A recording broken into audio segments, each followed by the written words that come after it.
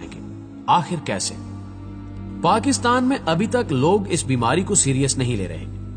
अक्सर लोग एहतियाती तदाबीर इस्तेमाल करने की बजाय इस बहस में पड़े हुए हैं कि मसाजिद खुली हैं या नहीं और कारोबार कब खुलेंगे।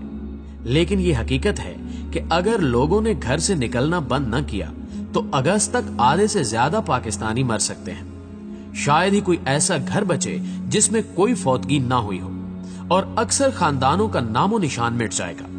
लेकिन अवाम की एक बड़ी तादाद इसको समझ नहीं रही। ज्यादातर लोगों की राय यही है कि फरवरी से हम पाकिस्तान में इस वबा की मौजूदगी का सुन रहे हैं और अब अप्रैल का पहला हफ्ता भी गुजर चुका है, लेकिन अभी तक पूरे मुल्क में इस वबा से सिर्फ 3000 मरीज हैं। लिहाजा ये कोई खास खतरनाक चीज नहीं है। हुकूमत वैसे ही लोगों को डरा रही है। अवाम की इस गलत फहमी की वजह यह है कि बहुत से लोग बशमूल कई डॉक्टर्स के अभी तक इस बीमारी के फैलने के मॉडल को नहीं समझे। इसे समझने के लिए हमें रियाजी के लॉग के कानून की मदद लेनी पड़ेगी। कैसे? आइए देखते हैं। नाज़रीन ग्रामी, आपने शतरंज बोर्ड की वो कहानी तो सुनी होगी जिसमें शतरंज के खिलाड़ी ने बादशाह से कहा था कि मुझे इनाम देना है तो मेरे शतरंज के बोर्ड के खानों में चावल के दाने इस तरह रखें कि हर खाने में चावल के दानों की तादाद डबल होती जाए। यानी पहले खाने में 1 दाना, दूसरे में 2, तीसरे खाने में 4 दाने, चौथे खाने में 8 और इसी तरह हर खाने में डबल करते जाएं।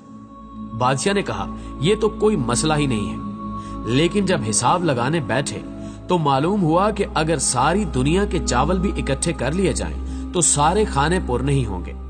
इस बीमारी के फैलने का मॉडल भी इसी तरह है।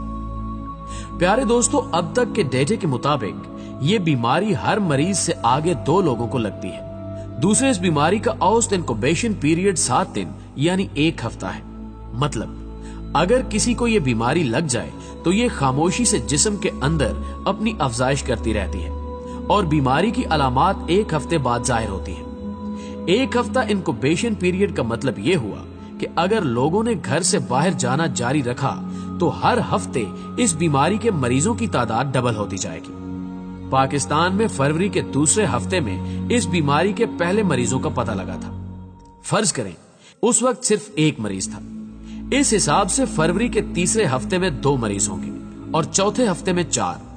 आगे चले तो मार्च के पहले हफ्ते में 8 मरीज, दूसरे में 16, तीसरे में 32, चौथे में 64 और अप्रैल के पहले हफ्ते में सिर्फ 128 मरीज बनते हैं।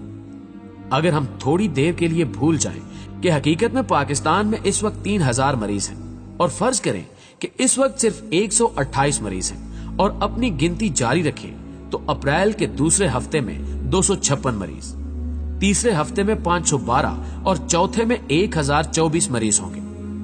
बज़ाहिर लग रहा है कि फरवरी से लेकर अप्रैल के आखिर तक 2.5 महीने या 10 हफ्तों में सिर्फ 1000 मरीज होना कोई खास खतरे वाली बात नहीं है। रियाजी के लॉग 2 के कानून के मुताबिक 2 की ताकत 10 से भी जवाब 1024 ही आता है। मतलब अगर सिर्फ 1 मरीज से शुरू करें और हर मरीज से आगे 2 लोगों को ये बीमारी लगे तो 2.5 महीने में भी सिर्फ 1024 मरीज होंगे।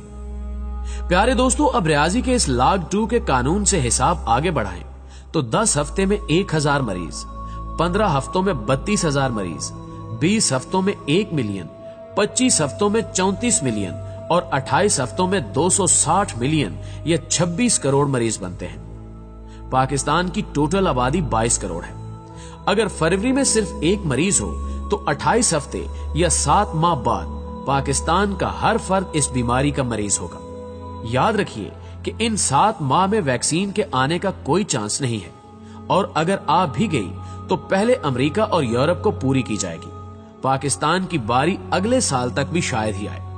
लॉग 2 का हिसाब मुश्किल नहीं है, लेकिन शतरंज वाली मिसाल में बादशाह को भी फौरन समझ नहीं आई थी। लिहाजा ऊपर वाले पैराग्राफ को दोबारा पढ़ें और कैलकुलेटर लेकर चेक करें कि नंबर ठीक हैं या नहीं। जो लोग हैरान हो रहे थे कि ये यकदम इटली, जर्मनी, फ्रांस, इंग्लैंड और अमेरिका में क्या हो गया कि इस बीमारी से इतनी अमवात शुरू हो गई, उन्हें अब रियाजी की मदद से इसका जवाब समझ आ जाना चाहिए। उन मुल्कों ने लॉकडाउन करने में देर कर दी थी।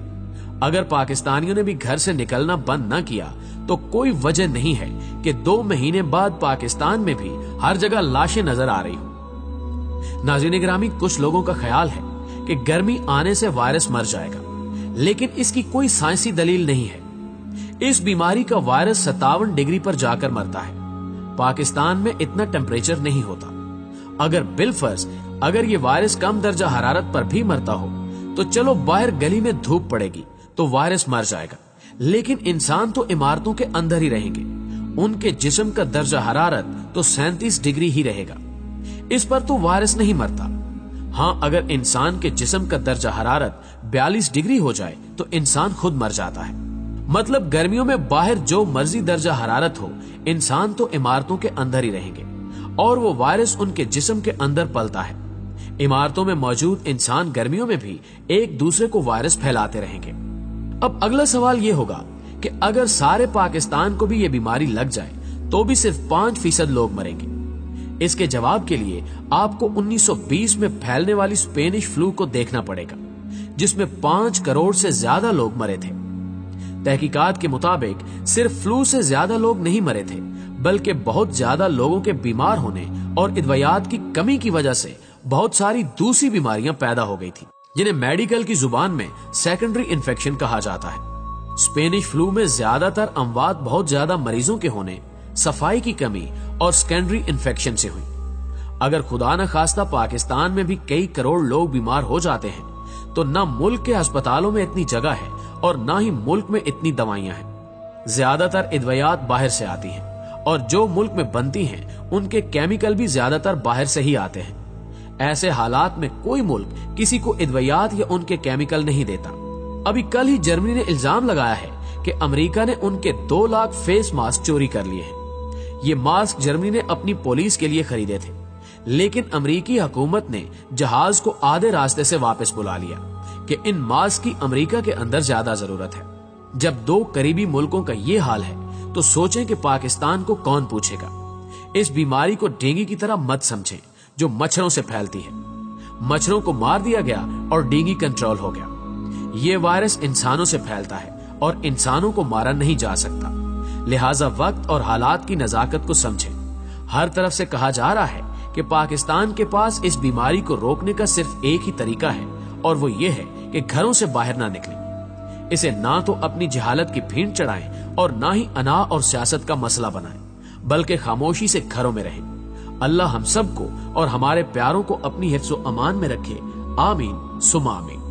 دوستو، ہمیشہ کی طرح ہمیں امید ہے کہ آج کی یہ ویڈیو آپ کو بے حد پسند آئی ہوگی۔ اگر ویڈیو آپ کو اچھی لگے تو اسے لائک کرتے ہوئے اپنے دیگر دوستوں کے ساتھ بھی ضرور شیئر کیجیے گا۔